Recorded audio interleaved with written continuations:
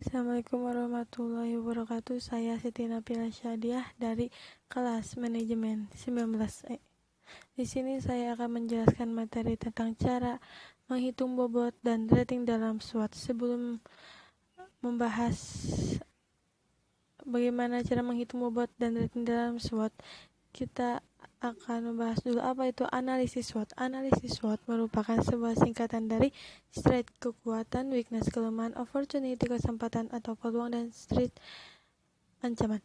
Analisis SWOT ini didasarkan pada sebuah anggapan jika sebuah strategi yang efektif berasal dari faktor internal, kekuatan dan kelemahan, dan juga eksternal, kesempatan dan atau ancaman dari sebuah bisnis atau organisasi. Oleh karena itu, analisis ini menggabungkan keempat faktor dari internal dan eksternal. Nah, kita langsung ke materi. Bagaimana cara menghitung bobot dan rating dalam SWOT? Setelah indikator-indikator SWOT ditentukan, langkah pertama dalam menentukan bobot, rating, dan skor, yaitu bobot ditentukan berdasarkan tingkat kepentingan atau urgensi penanganan dengan skala 1 sampai 5. 1 sama dengan tidak penting, 5 sama dengan sangat penting. Langkah kedua adalah menjumlahkan bobot kekuatan dan bobot kelemahan. Kemudian dihitung bobot relatif untuk masing-masing indikator yang terdapat pada kekuatan dan dihitung bobot dan bobot relatif untuk peluang ancaman. Langkah ketiga adalah menentukan rating.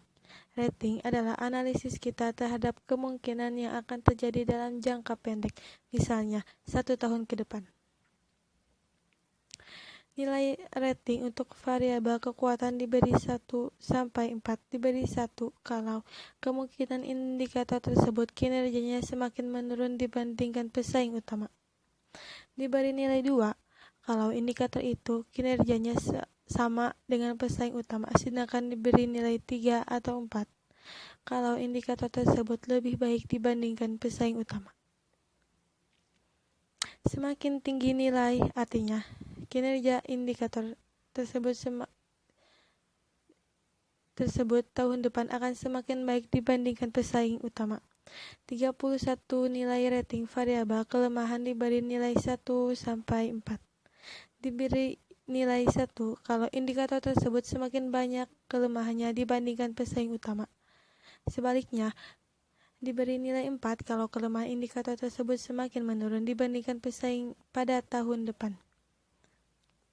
Nah, artinya pemberian nilai rating untuk variabel kelemahan atau variabel ancaman berkebalikan dengan pemberian nilai rating untuk variabel kekuatan dan variabel peluang. Nilai skor diperoleh berdasarkan hasil nilai bobot dikali nilai rating.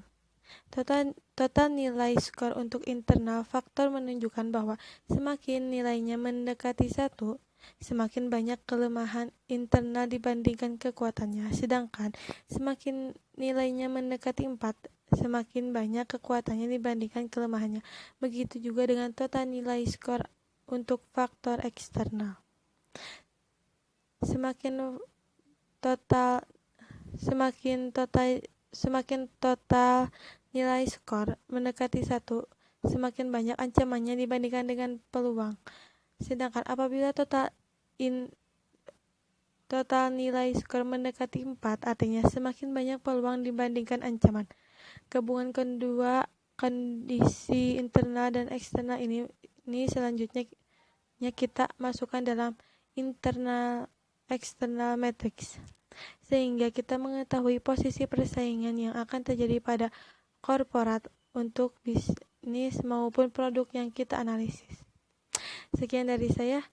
Mohon maaf jika ada kesalahan. Wabillahi taufiq wal hidayah. Wassalamualaikum warahmatullahi wabarakatuh.